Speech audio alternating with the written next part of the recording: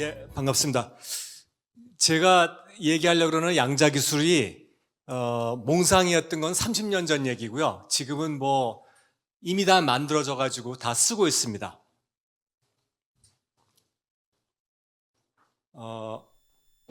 제가 이게 강연을 하다 보면 이 페이지를 다들 제일 좋아하셔서 그냥 이거를 넣었는데요.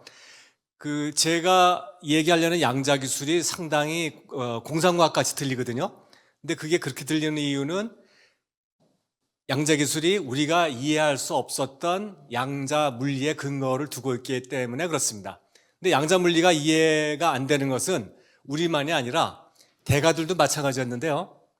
여기 왼쪽에 보시는 분은 리처드 파인마이너라는 분인데, 이분이 양자 컴퓨터라는 것을 만들면 정말 환상적일 거다, 이런 얘기를 처음 하신 분이었습니다. 이분은 물리학자들의 멘토기도 해가지고 이분이 강연을 하실 때면은 동료 교수들도 같이 들었다고 그래요. 근데 이분이 양자역학을 아무도 제대로 이해하지 못하고 있다고 자신 있게 이야기할 수 있다, 이렇게 얘기를 하셨거든요. 그리고 이 오른쪽에 있는 닐스 보어라는 분은 양자역학의 아버지라고 불리는 분이에요. 근데 이분도 양자물리 얘기를 듣고 제정신인 사람은 제대로 이해하지 못한 거다, 이렇게 얘기하셨거든요. 그러니까 제가 지금부터 30분 동안 하는 얘기를 잘 이해가 안 되시면 그러면은 제정신이신 겁니다. 양자물리가요, 거의 1900년에 아주 결정적인 사건을 시작을 해가지고 시작돼가지고 1930년 정도에 거의 완성이 됐습니다. 올해가 양자의 해라고 이제 유엔에서 정했는데, 1925년에 양자역학의 완성을 예견하는 어떤 중대한 사건 하나가 일어났고, 그 다음부터 한 5년 정도 더 이렇게 이제 시간이 걸렸던 거죠. 그래서 이때에 이제 굉장히 물리는 굉장히 많이 변형을 이루었고요, 당연히. 양자 물리가요, 나오니까 물리만이 아니라 화학, 생물학, 이런 과학 그리고 공학이 완전히 변했습니다. 화학은 결합을 다루는 학문인데, 그 전까지는 왜 수소 두 개가 산소 하나하고 결합하는지 몰랐거든요. 근데 양자 물리가 나오니까 비로소 알게 되고, 그걸 알게 되니까 나일론도 발명하고 새로운 것도 할 수 있었던 거고요. RNA, DNA를 다루는 생명공학도 양자 물리가 나오니까 가능했던 거고요.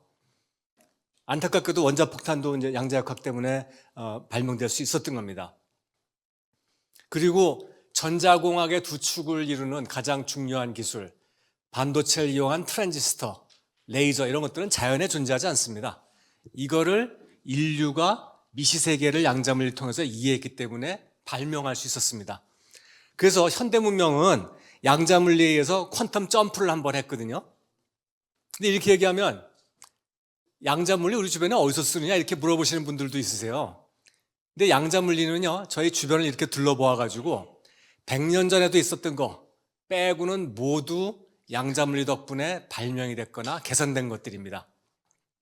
어쨌든 그랬는데, 지금부터 한 30년 전쯤에 그동안 양자물리에서 사용되고 있지 않던 특성을 이용해가지고 양자 기술이라는 게 탄생했습니다. 근데 이 기술도 탄생한 지 한 지금 30여 년 지났거든요. 그래서 마치 양자물리가 태어나고 한 30년쯤 지나니까 우리 문명의 퀀텀 점프를 한번 일으켰던 것처럼, 우리는 지금 두 번째 문명의 퀀텀 점프를 목격할 수 있는 시점에 와 있다, 이렇게 얘기할 수 있겠습니다.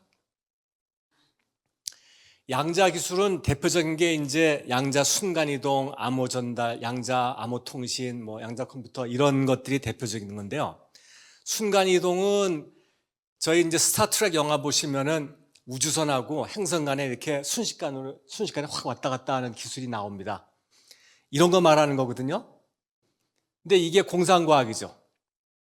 양자 기술에서 말하는 건 이거하고 물론 똑같지 않습니다만은 이런 게 된다는 걸 실험으로 증명해서 재작년에 맨 끝에 계시는 안톤 자일링거라는 분이 노벨상을 받으셨습니다. 그리고 양자 암호 통신이라는 것은요, 기본적으로 도청이 불가능한 통신인데요. 이제 갑돌이하고 울순이가 이제 통신을 합니다. 근데 이거를 도청을 하려면 어떻게 해야 됩니까? 신호의 일부를 이렇게 따와야 되잖아요. 예를 들어서 이제 빛을 쓴다고 하면요, 전기를 써도 되지만, 빛을 쓴다고 하면 뭐 반반사 거울 같은 걸 이렇게 놔가지고 신호의 반은 도청자가 가져오고 반은 을순이한테 가도록 이렇게 하면 이제 도청할 수 있겠습니다. 근데 이제 갑돌이하고 을순이도 그런 사실을 아니까 그러면 도청 못하게 이렇게 해보자고 꾀를 낼 수 있거든요. 그러니까 신호를 굉장히 미약하게 보내는 거예요. 근데 양자물리가 발견한 바에 하면 빛도 더 이상 쪼갤 수 없는 최소 단위가 있습니다. 그걸 저희가 광자라고 부르는데 이 광자 신호에 하나당 광자 하나씩 보내면 이거는 쪼개지지 못하니까 도청자한테 가거나 을순이한테 가거나 둘 중에 하나거든요. 근데 이제 을순이가 자기한테 올 신호가 안 오면 도청이 있구나 하고 의심을 하겠죠. 그러니까 눈치채지 않고 도청하는 게 불가능해집니다. 근데 그러면 이렇게 이제 하는 거를 도청자가 알지 않습니까? 그럼 도청자도 아이디어를 낼 수 있습니다. 도청자는 어떻게 하냐면 그러면 내가 신호를 몽땅 가로채가지고 그 신호를 읽어드린 다음에 똑같은 걸 만들어서 보내자 이렇게 할 수 있거든요. 바로 요걸 못하게 하는 게 양자통신 기술입니다. 양자 암호 통신이요. 원리는 뭐 골치 아프실 것 같았으니까 이제 넘어가고요. 그리고 양자 컴퓨터는 어떤 능력을 갖고 있냐면요. 저희가 그 어떤 웹사이트를 처음 가입하려고 하면 뭐 대문자, 소문자, 특수문자, 숫자 이거 다 합해가지고 8자리 이상의 암호를 만들어 넣으셔 이렇게 요청을 해가지고 짜증스럽게 만들잖아요. 근데 그렇게 해서 만들 수 있는 경우의 수가 한 7경계 정도 됩니다. 7 곱하기 10의 16승계요. 근데 제가 암호를 모르면 무식하게 막 아무거나 집어넣어 볼 수 있지 않습니까? 해킹하려고. 그래서 만약에 10의 16승계의 자료 중에서 하나를 찾는데 1초에 100만 개씩 시도해 볼 수 있다고 하면 고정 컴퓨터로 찾는데 300년쯤 걸리는데 양자 컴퓨터 쓰면 1분 정도면 찾을 수 있습니다. 그러니까 내 은행의 계좌를 누군가가 해킹하려고 하는데 300년이 걸린다 그러면 뭐 별 걱정이 안 되잖아요. 근데 1분이다 그러면 이제 얘기가 달라지는 거죠. 양자 컴퓨터가 이렇게 할 수 있는 이유는요. 양자 컴퓨터는 소위 아마 오늘 제 얘기 중에서 딱 하나 기억하신다 그러면 아마 이거 하나 기억해 주시면은 제일 효과가 있을 것 같아요.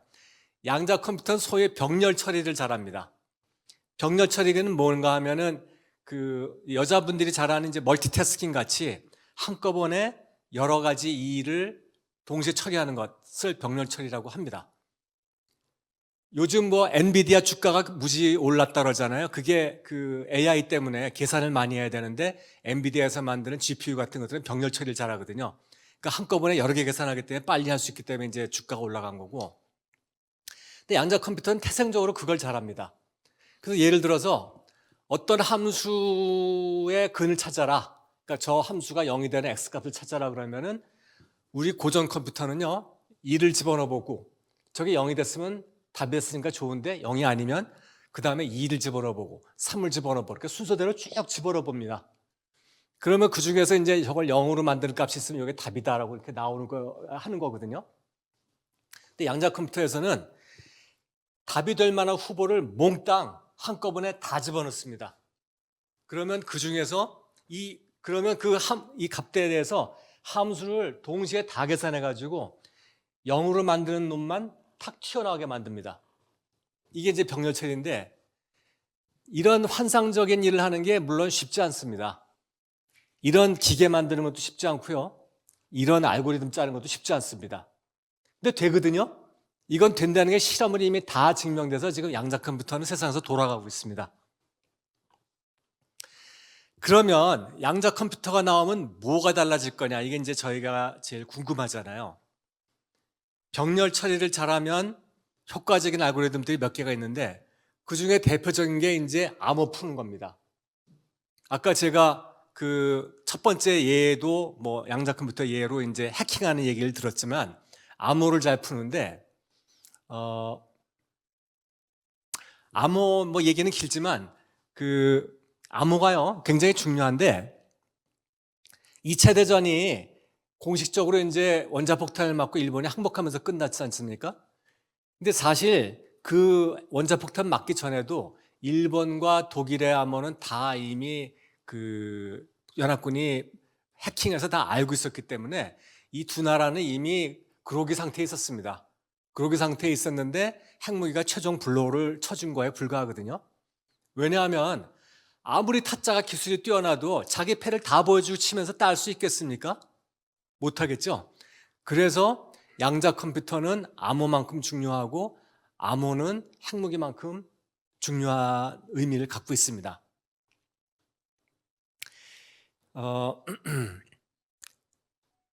이 양자 컴퓨터 얘기, 암호 얘기 하나만 해드리면 2차 대전 당시에 그 영국 연합군이 블레츠리 파크라는 데다가 사람을 1만 명을 모아놓고서 독일 암호를 깨려고 노력을 했습니다. 그러니까 이 사람들한테 이 첫 번째 여성한테는 이제 당신은 1서부터 만까지, 당신은 10,000서부터 20,000까지 숫자들을 쫙 난수들을 나눠주고 이 숫자가 뭘 집어넣으면 그 독일 암호가 풀린지 찾아보시오, 이렇게 한 거죠.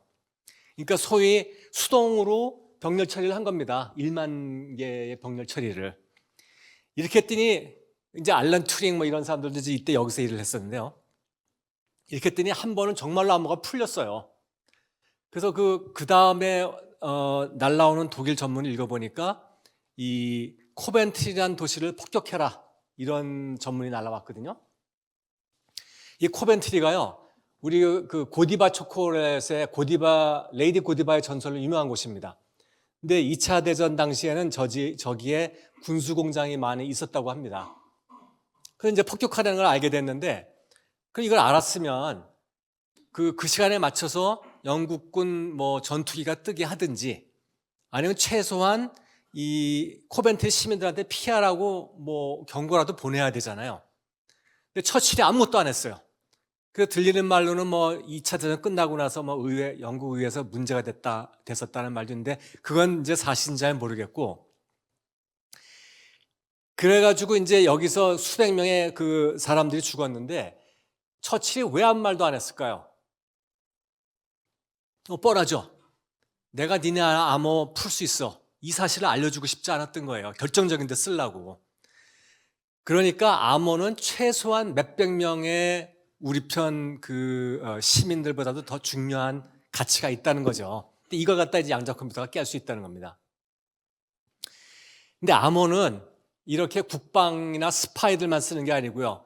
저희 온라인 배킹 할 때도 써야 되죠. 그리고 온라인 쇼핑할 때도 써야 되고, SNS 할 때도 써야 되고, 주식 거래할 때도 써야 되고, 사실 아침에 일어나면 제일 먼저 하는 일이 암호 넣어가지고 핸드폰 깨우는 일이잖아요. 그리고 밤에 집에 술 취해서 들어갔을 때도 정신 바짝 차려가지고 집 문 앞에 열쇠 암호를 잘 넣어야 집에 들어갈 수가 있죠. 이런 식으로 우리 생활은 생각보다 굉장히 암호에 둘러싸여 살고 있기 때문에 만약에 양자 컴퓨터가 나와서 암호가 깨지면 우리 생활은 금방 혼란에 빠지게 됩니다. 그것만큼 중요하지는 않지만, 금융이니 뭐 이런 거가 중요하지는 않지만, 하나 또 문제가 될 수 있는 게, 여기 젊은 분들 많이 계시니까 이 비트코인 같은 거 투자하시는 분들이 있을 것 같은데, 암호화폐는 이름이 암호화폐잖아요. 암호화폐가 근간을 두고 있는 블록체인 시스템에서는 비밀열쇠 암호 체계, 공개열쇠 암호 체계, 이렇게 두 가지 현대 암호 체계를 둘 다 쓰고 있습니다. 근데 양자 컴퓨터에 둘 다 잘 깰 수 있어요. 그래서 양자 컴퓨터가 나오면 제가 다른 사람들의 계좌를 털어갈 수도 있고, 그리고 또 제가 채굴을 독점할 수 있습니다. 근데 어떤 놈인가 그렇게 할 수 있으면 보나마나 암호화폐는 이제 휴지가 되겠죠. 그래서 지금 그 비트코인으로 돈을 좀 버신 분들이라고 하더라도 한 10년 안에는 다 파실 것을 제가 권유하고 싶습니다.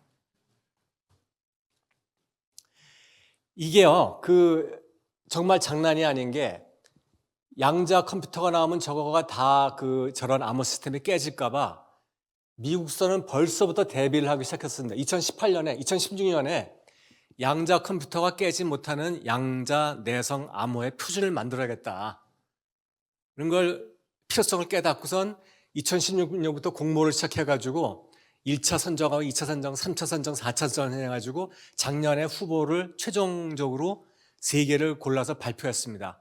그동안에 이제 뭐 알고리즘도 보고 실제로 공격도 해보고 그래가지고 이제 안전한 걸 고른 거죠. 그러니까 어떤 암호화폐 당신이 만들고 싶으면 우리가 추천하는 이런 암호를 쓰시오, 뭐 이런 겁니다. 미국만 그런 게 아니고 한국도 하고 있습니다. 국정원에서 양자 내성 암호 국가 공모전 이런 걸 후원해가지고 실제로 하고 있거든요. 그러니까 양자 컴퓨터가 언젠가 암호 깨고 암호화폐 무용지물 될 거라는 게 장난이 아닌 거죠.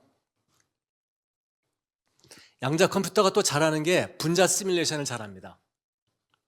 분자 시뮬레이션이라는 것은 신약 개발한다는 것은 결국 새로운 분자를 만들어내는 것이고, 새로운 분자라는 것은 원자로 이루어져 있고, 원자는 양자 물리 법칙의 지배를 심하게 받는 그 물질들 아닙니까? 그래서 새로운 분자를 만들 때는 양자 물리의 원리를 알아야 잘 만들 수가 있는데, 지금은 그냥 트라이 앤 에러로 만들고 있습니다.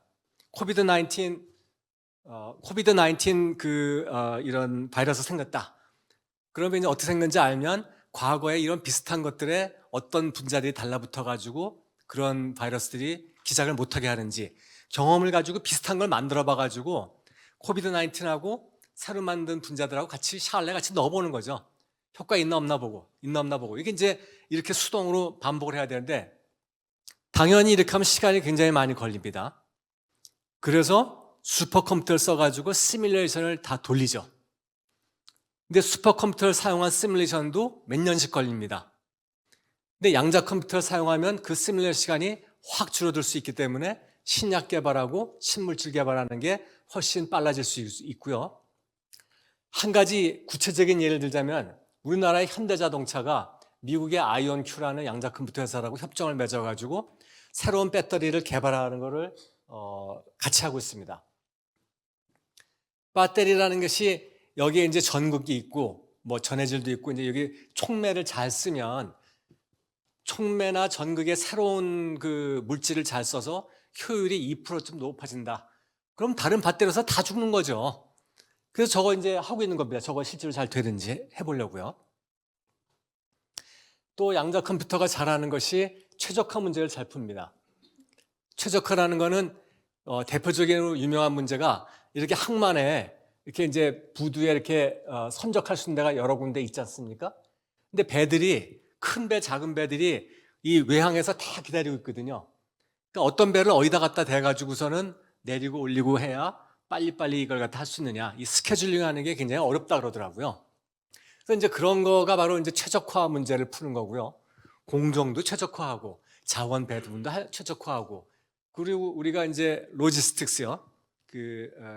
택배할 때 택배 운전사가 여기 갔다가 여기 갔다 여기 갔다 할 건지 아니면 여기 갔다 여기 갔다 여기 갔다 오는 것이 더 빠른지 그걸 결정을 해야 되잖아요.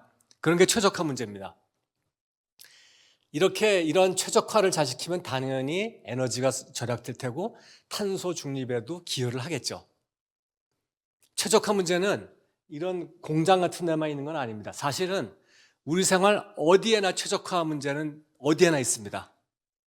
금융 같은 데서는 포트폴리오 최적화하는 데 쓴다 그러고 외환거래할 때도 쓴다 그러더라고요. 제가 제 한화를 달러로 바꾸는데 직접 바꾸는 게 더 유리한지 아니면 한화를 엔화로 바꿨다가 엔화를 달러로 바꾸는 게 유리할지 순간적으로 값이 변하니까 순간적으로 결정하는 거를 최적화를 이거를 잘 할 수 있다고 하고요. 그리고 뭐 기업에서 이제 디시전 결정 내리고 이럴 때도 이 최적화 문제에 해당한다고 하더라고요. 그리고 또 미분방정식도 잘 풉니다. 그래서 유체역학, 뭐 전자기학, 연력학, 뭐 이런 것들을 잘 풀고 뭐 리스크 모델링도 잘하고 이런다 그러니까 뭐 지구물리 여기서는 뭐 기훈이 뭐 그다음에 지각 이런 걸 갖다 연구하는데 이런 복잡한 현상을 연구하는데 양자 컴퓨터가 빠른 계산으로 해서 기여를 많이 할 수 있습니다.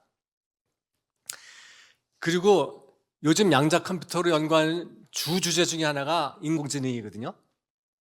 저희가 3년 전에 챗GPT 나왔을 때 굉장히 놀랬잖아요. 근데 그 챗GPT의 베타 버전이 그 3년보다도 또 한 2, 3년 전에 나왔었다 그러더라고요. 근데 그때는 그 데이터를 한 100만 개 정도밖에 학습 안 하니까 별로 똑똑하지 않았는데 10억 개, 100억 개를 공부하니까 갑자기 똑똑해졌다는 거예요. 근데 양자 컴퓨터가 나오면요. 요즘은 그러니까 1조개씩 막 그 공부한다 그러는데 1조개 데이터 공부하는데 시간이 얼마나 많이 걸리겠습니까? 근데 이거를 몽땅 병렬 처리해서 집어넣으면 양자 컴퓨터는 금방 다 학습을 할 수가 있습니다. 이론상. 그리고 이런 이제 복잡한 행렬 계산을 해야 되는데 이 계산하는 자체도 양자 컴퓨터가 훨씬 빨리 해줄 수 있습니다. 그러니까 앞으로 훨씬 빠른 AI가 나올 테니까 우리가 챗GPT 때문에 놀랐던 것처럼 다시 한번 또 놀랄 일이 조만간에 양자 컴퓨터 때문에 다가올 거리라고 예상이 됩니다. 그래서 이거는 이제 일본에서 이제 나온 자료인데 양자 컴퓨터가 나오면 어떤 일을 할 수 있는가 이거 대충 이제 그려놓은 거죠. 이제 보면은 뭐 물류, 교통 뭐 이런 거는 아까 제가 말씀드렸지만 뭐 공장에서도 전부 다 최적화 문제로 이제 이런 게 풀 수 있는 거고요. 이 안전, 안심, 생활 서비스에 뭐 일기예보, 뭐 그다음에 뭐 피해 예측 이런 것들인데 이게 이제 아까 뭐 미분방 역시 푸는 문제들인 거죠. 그리고 뭐 신약, 재료 이런 것들이 분자 시뮬레이션에 속하는 거라고 말씀드렸고 금융도 최적화 쓰고 에너지도 최적화해서 여러 가지 효율을 높일 수 있습니다. 그래서 결국 양자 컴퓨터가 나오면 우리 미래가 어떻게 바뀔 거냐? 양자 컴퓨터가 잘 빠르다고 말씀드렸는데 빠르다는 것이요 그냥 빠르다는 정도의 의미가 아닙니다. 어떤 문제를 푸는데 슈퍼컴퓨터를 푸는데 만약에 150억 년 걸린다 그러면은 그건 못 푼다는 얘기랑 똑같아요. 왜냐하면 우주의 나이가 138억 년밖에 안 됐거든요. 근데 만약에 그런 문제를 양자 컴퓨터가 5분에 혹은 뭐 하루에 일주일에 푼다고 하면 불가능했던 난제를 푸는 거 아니겠습니까?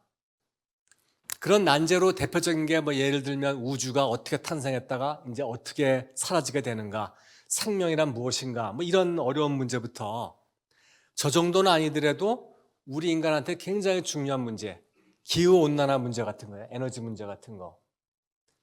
요즘은 왜 핵폭탄보다 기후 온난화 때문에 우리가 먼저 멸망할 것 같은 생각 안 드세요? 굉장히 중요한 문제고요.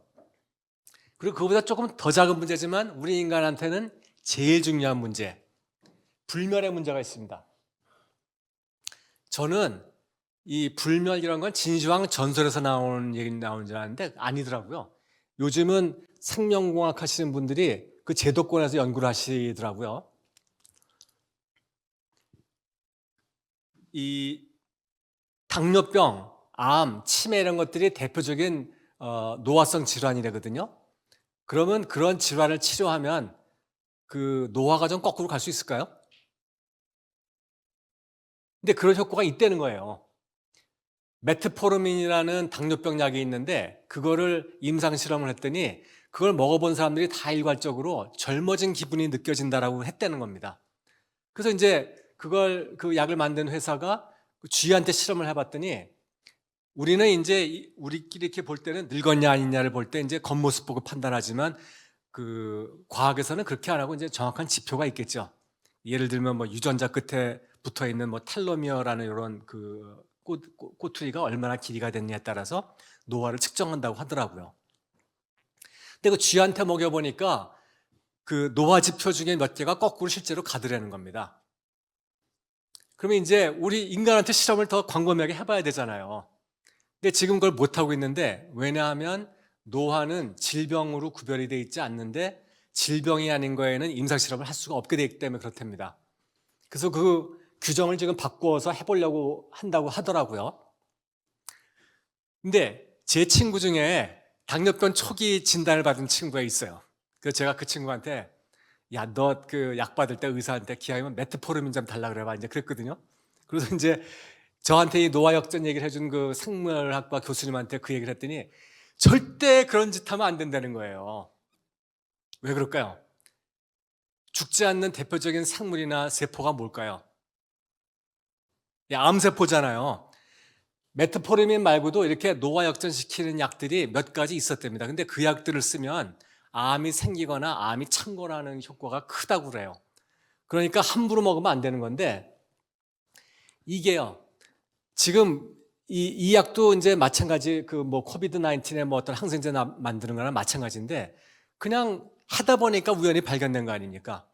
어떻게 작동하는지 모르는데 양자 컴퓨터가 나와서 분자 레벨에서 분자 결합을 어떻게 하는지 정확하게 알면 이런 분자가 당뇨병에는 효과가 있고 그리고 노화역전에는 효과가 있게 하는데 암세포를 증식시키지는 않도록 분자를 설계를 정확하게 잘 할 수 있겠죠. 그래서 그렇게 되면은 우리가 이제 노화역전돼서 노화역전을 걸고 이제 불멸에 가는 거죠. 그렇게 갈 수 있을 거라고 기대하고 있습니다.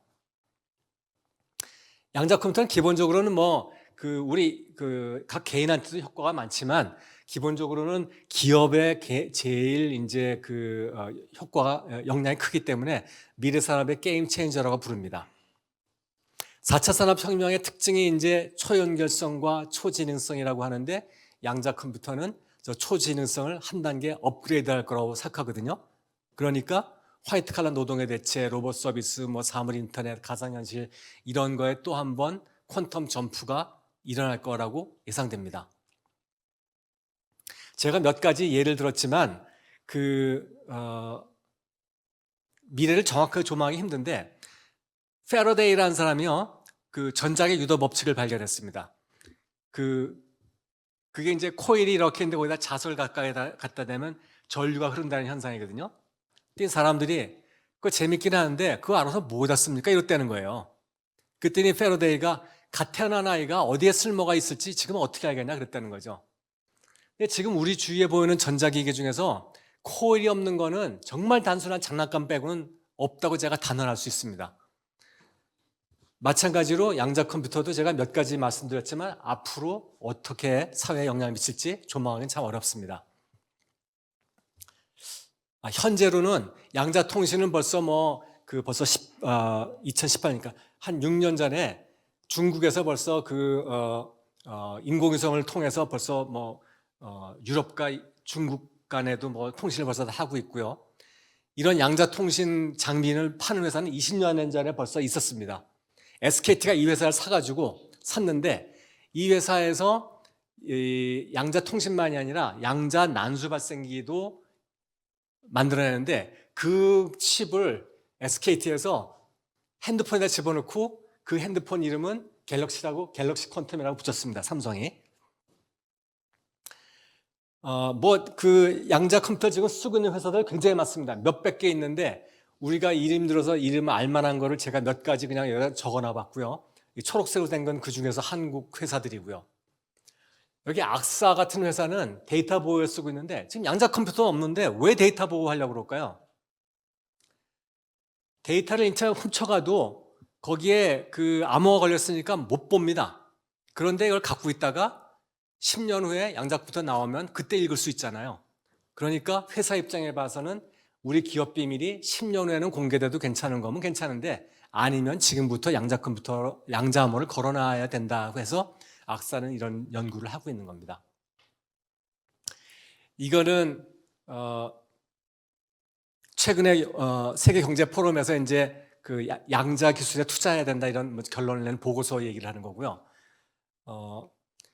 해외에서 많이 정책을 하니까 우리나라도 정책을 여러 가지 굉장히 많이 펼쳤고 법도 만들고 막 이랬고요. 지자체들도 관심이 있는데 지자체들 중에서 제일 먼저 관심이 있던 데가 사실은 강원도예요. 그리고 지금까지도 열심히 하셨는데 근데 강원도 아무것도 없잖아요. 그러니까 열심히 하셨는데도 불구하고 여기 양자 산업이 안 일어났어요, 별로. 근데 여기는 슬로건까지 만들었습니다. 감자 대신 양자로. 이렇게 했다는데 그러니까 참 안타까워요, 제가 보기엔. 근데 이렇게 맨 땅에 헤딩하지 않는 경우가 서울하고 대전입니다. 여기 우리 연구소들이 있고 그러니까. 근데 부산도 굉장히 열심히 하고 서울이 이제 열심히 하고 있고 대전도 열심히 하고 이런 케이스에 해당하고요.